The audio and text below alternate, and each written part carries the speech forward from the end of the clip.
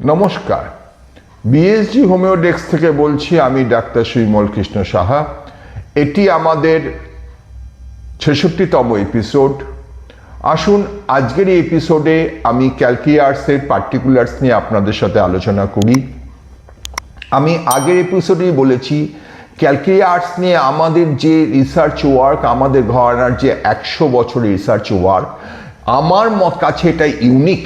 আমি নিজে 36 বছর 36 ইয়ার্স আমার প্র্যাকটিসিং লাইফ চলছে। এটা একটা ইউনিক ড্রাগ ক্যালকিয়ার্স ফর দ্য চিলড্রেন। ক্যালকিয়ার্স রেস্টলেস বেবিদের জন্যে ভীষণ ভালো ওষুধ। এই কারণে আমাদের কাছে অটিস্টিক বেবি বা ADHD বেবি, এই বাচ্চাগুলির বেলায় ক্যালকিয়ার্স আমাদের ভীষণ রকমভাবে ব্যবহৃত হয়। আমরা সবাই জানি এই বেবিরা ভীষণ চঞ্চল হয়, এবং আমি যে 65 এপিসোডে যে ক্যারেক্টারিস্টিক্সগুলো বলেছি সেই ক্যারেক্টারিস্টিক্স যদি মেলাতে পারি, hot patient, sweat profuse upper part of the body, গরম খেতে পছন্দ করে, লস অফ অ্যাপেটাইট, ডিম মাংস খেতে পছন্দ করে, জল তেষ্টা প্রচুর, অল্পেতেই ঠান্ডা লেগে যায়। এই সিমটমসগুলোর সাথে ম্যাচিং করে আমরা যে কোনো অটিস্টিক বা ADHD বাচ্চাদের আমরা ক্যালকিয়ার্স প্রচুর ব্যবহার করি, এবং ক্যালকিয়ার্স একটি ভীষণ ব্যবহৃত ড্রাগ, এবং এই ওষুধটির ব্যবহার অবশ্যই উল্লেখযোগ্য। আসুন আরেকটি জায়গা আলোচনা করি যেখানে ক্যালকিয়ার্সের ঠান্ডা লাগার প্রবণতা, অসম্ভব ঠান্ডা লাগার প্রবণতা, এইটা প্রচুর আসে। আজকের দিনে অন্তত এটা প্রচুর আসে। অ্যালার্জিক ব্রঙ্কাইটিস, শ্বাসকষ্ট। এই শ্বাসকষ্টের জন্য ক্যালকিয়ার্স একটি খুব উল্লেখযোগ্য ওষুধ। তবে এই শ্বাসকষ্টকে সম্পূর্ণ রকমভাবে নির্মূল করার জন্য আমরা ক্যালকিয়ার্স ব্যবহার করি।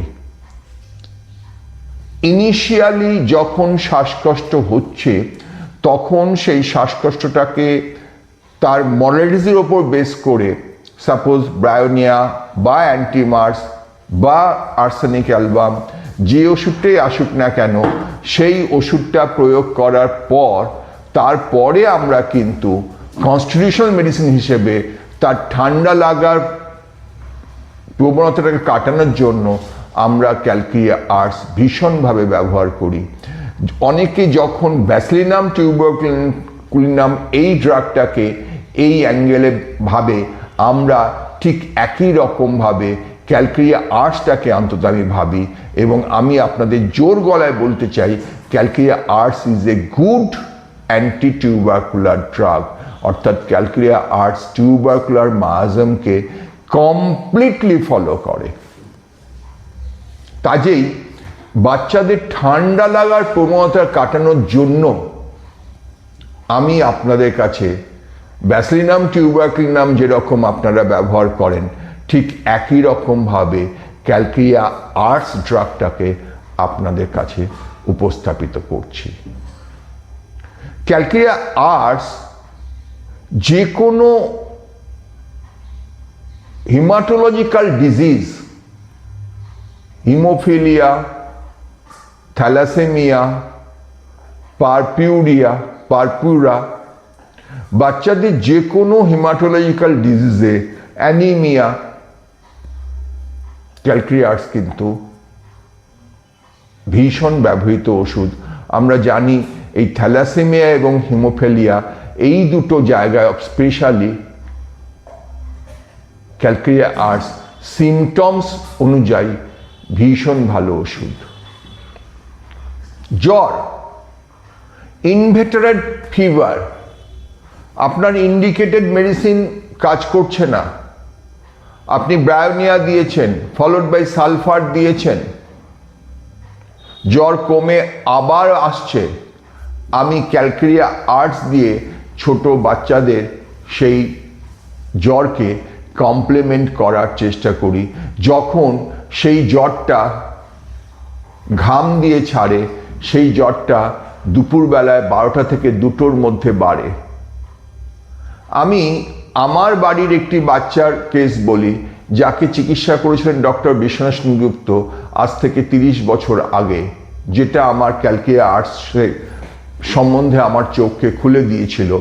সেই বাচ্চাটিকে জ্বরে ব্রায়োনিয়া দেওয়া হয়েছে সিমটমস মিলিয়ে, এবং ব্রায়োনিয়া দেওয়ার পর জ্বর কমে আবার ফিরে এসছে। আমি সালফার দিয়েছি, হাত পায়ের তলা গরম, জল তেষ্টা ভালো এটসেট্রা দেখে জ্বর কমে গিয়ে আবার ফিরে এসছে। তার সত্ত্বে অসহ্য কানে ব্যথা, জ্বর বাড়লেই চোখ মুখগুলো লাল হয়ে যাচ্ছে। বেলেডোনা দিয়েছি, প্রত্যেকটা ইন্ডিকেটেড ড্রাগ প্যালিয়েশন করছে। আবার জ্বর ফিরে এলো, এবং শুধু ফিরে আসা না, জ্বরটা 105 উঠে যাচ্ছে। আমি ডাক্তার বিশ্বনাথ সেনগুপ্তের সাথে পরামর্শ করলাম এবং বাচ্চাটিকে আমি ডাক্তার বিশ্বনাথ সেনগুপ্তের কাছে পাঠালাম। উনি এই 3টে সিমটমসের ওপর ক্যালকিয়া আর্টস 200 দুটো ডোজ ব্যবহার করলেন। দুপুরবেলা 12টা থেকে জ্বরটা বাড়তে শুরু করছে।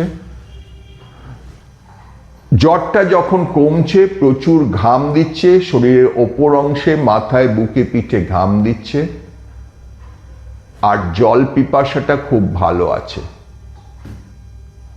এই 3টে সিমটমসের ওপর ক্যালকিয়া আর্টস প্রয়োগ করা হলো 3 ঘন্টা পর পর 2টো ডোজ। ঠিক তার পরদিন দুপুরবেলা জ্বরটা 105.8 উঠে গেল, প্রায় 6-এর কাছাকাছি।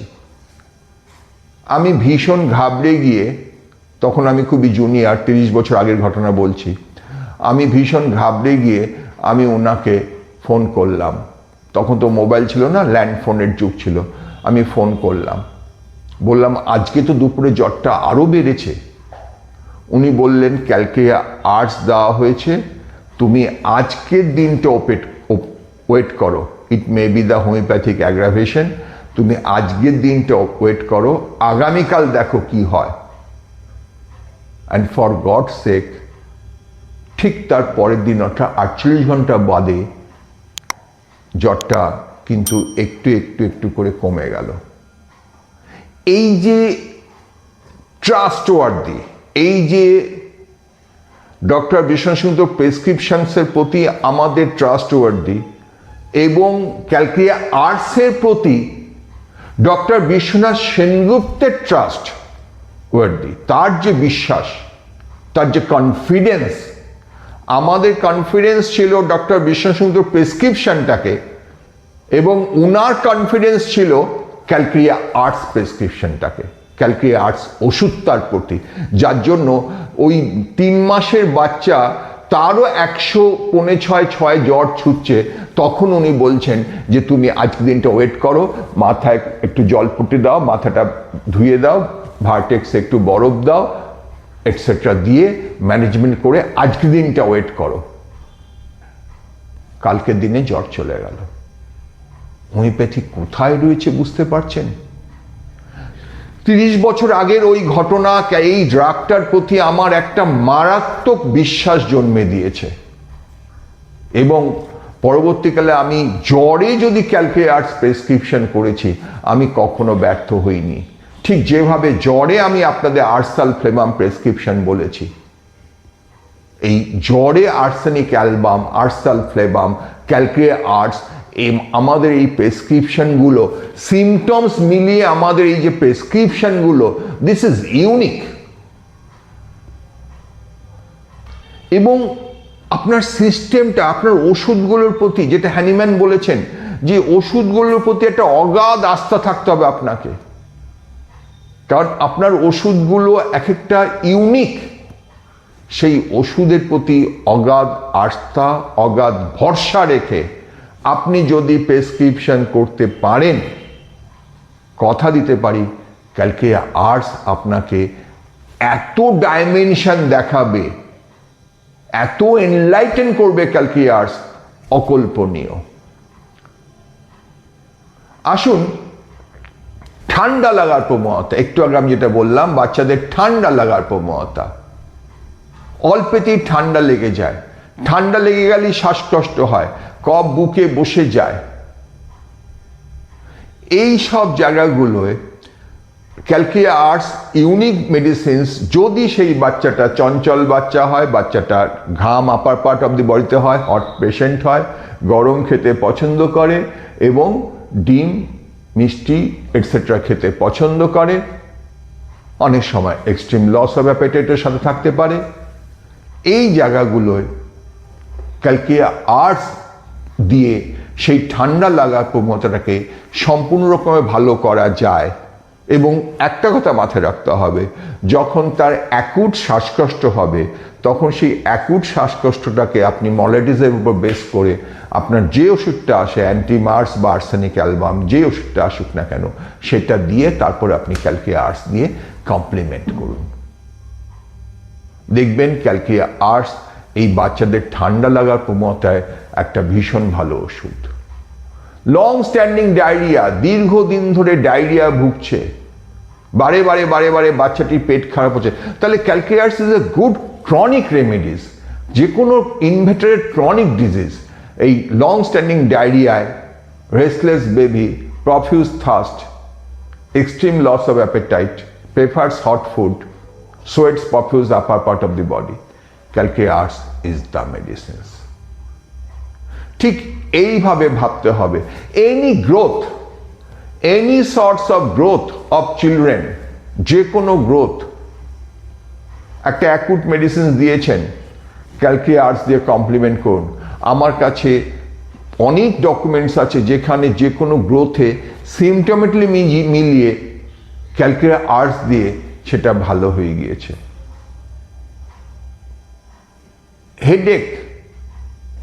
হেডেক অফ চিলড্রেন, বাচ্চাদের মাথা ব্যথা, তার সাথে অসম্ভব মাথা ব্যথা হলে বাচ্চাটা ভীষণ চঞ্চল হয়ে পড়ে, রেস্টলেস হয়ে যায়, ক্যালকিয়া আর্টস বাচ্চাদের মাথা ব্যথার জন্য একটা ভীষণ ভালো ওষুধ। তাহলে যেটা আমি ক্যালকিয়া কার্ব বলতে গিয়ে বলেছি, ক্যালকিয়া আর্টসেও বলি, যে কোনো জায়গায়, যে কোনো প্রবলেমে আপনি যদি ক্যালকিয়া আর্টস ব্যবহার করেন, যেরকম রিউম্যাটিক ফিভার বাচ্চাদের বেলায় এটা পাওয়া যায়, সেই ফিভারটা যদি দেখা যায় তার সাথে জয়েন্ট পেনগুলো গরম দিলে আরাম হচ্ছে, মোশনে অ্যাগ্রাভেশন হচ্ছে, ক্যালকিয়ার মতো গরম দিলে আরাম হয়, তার সাথে জ্বরটা যদি মিডনাইট বাড়ে, তার সাথে ঘাম হয় আপার পার্ট অফ দি বডিতে, জ্বর যখন কমে তখন প্রচুর ঘাম দিয়ে জ্বর কমে, ঘামটা আপার পার্ট অফ বডিতে হয়, অসম্ভব জল তেষ্টা খুব ভালো, ক্যালকিয়া আর্টস any kind of rheumatic problems of children আমরা ব্যবহার করি ক্যালকিয়া আর্টস। তাহলে এই যে কথাগুলো বলছি আপনাদের অনেকেরই অজানা, যে ক্যালকিয়া আর্টসকে আমরা একটা মারাত্মক পলিক্রেস্ট ড্রাগ হিসেবে বাচ্চাদের জন্য, আমি বারবার এই কথাটা আপনাদের বলছি, বাচ্চাদের জন্য ক্যালকিয়া আর্টসকে আমরা একটা মারাত্মক পলিক্রেস্ট ড্রাগ হিসেবে ব্যবহার করি। Skin disease, any kind of inveterate skin disease, ভীষণ চুলকোয়, হালকা গরমে সেটা আরাম হয়, ড্রাই অর ময়েস্ট, তার সাথে সিমটোম্যাটোলজি অফ ক্যালকিয়া আর্টস, তার প্রেসক্রাইবিং সিমটমসগুলি যদি মিলে যায়, তাহলে আমরা বাচ্চাদের যে কোনো স্কিন ডিজিজে ক্যালকিয়া আর্টস দিতে পছন্দ করি। প্রচুর ঘাম হয়, গরম খেতে পছন্দ করে, চঞ্চল বাচ্চা, এটসেট্রা।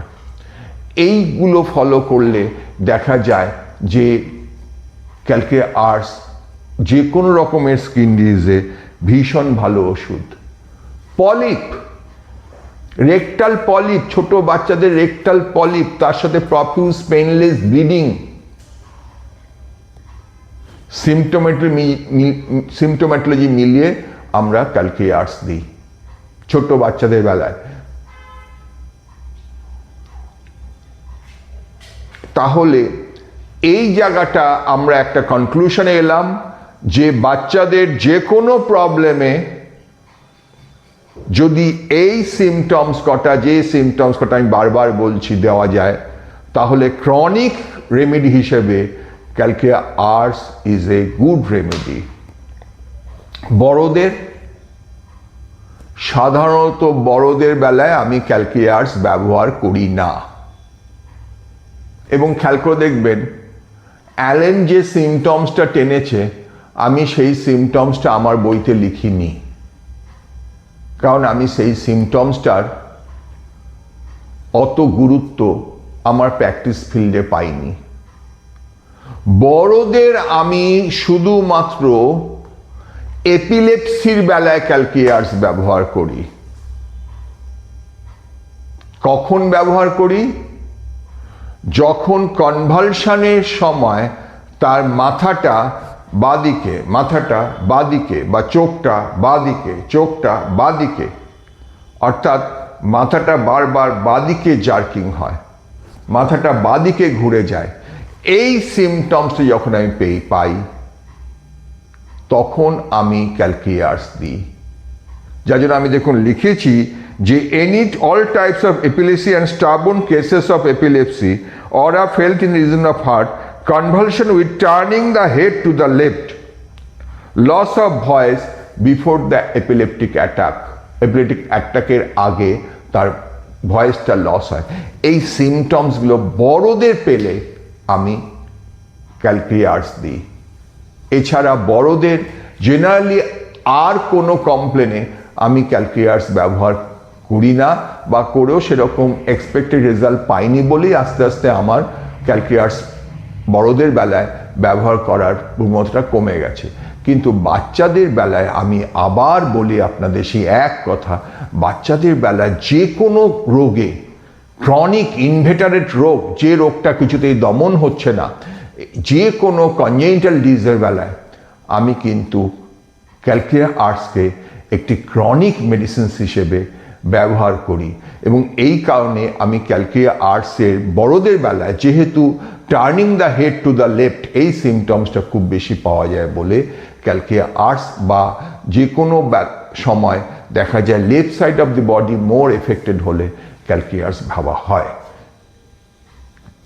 আমি একেবারে পার্টিকুলারসের জিস্ট বলি তাহলে একটাই আমার কথা, বাচ্চাদের যে কোনো রোগে ক্যালকি আর্টস is a very good chronic remedy. তাকে সম্পূর্ণ রকম নির্মূল করার জন্য ক্যালকি আর্টস একটা ভীষণ ভালো ওষুধ। যদি সেই বাচ্চাটি হট পেশেন্ট, ঘাম প্রচুর হয় শরীরের ওপর অংশে, লস অফ অ্যাপেটাইট থাকে, গরম খেতে পছন্দ করে, ডিম খেতে পছন্দ করে, মিষ্টি খেতে পছন্দ করে, জল তেষ্টা প্রচুর, এক্সট্রিম রেস্টলেস বেবি এটসেট্রা, এই প্রেসক্রাইবিং সিমটমসগুলো পাওয়া যায়। তার সাথে extreme sustained cold or tubercular diathesis, এইগুলো পেলে আপনি যে কোনো পার্টিকুলারসে ক্যালকি আর্টস প্রয়োগ করুন। আর শেষ কথা, ক্যালকি আর্টস প্রয়োগ করার আগে আপনি 10 বার ভাবুন। ক্যালকি আর্টস প্রয়োগ করলে অন্তত বেশ কিছু মাস, দরকার পড়লে বছর, কয়েকটা বছর ক্যালকি আর্টসে রেখে দিন। কারণ আপনি এই জাতীয় রোগগুলোকে, যে রোগগুলোর কথা আমি এতক্ষণ ধরে আলোচনা করলাম, আপনি একবার ক্যালকি আর্টস দেবেন আর ভালো হয়ে যাবে, এটা অন্তত আমি কখনোই বলবো না। ওই জন্য ক্যালকি আর্টস প্রেসক্রিপশন করার আগে 10 বার ভাবুন, প্রেসক্রিপশন করার পর আর ভাববেন না, এবং ক্যালকি আর্টসকে পুরোপুরি সম্মান দিন। ক্যালকি আর্টসের ওপর সম্পূর্ণ ডিপেন্ড করুন, বেশ কিছু মাস, দরকার পড়লে বেশ কিছু বছর। ধন্যবাদ।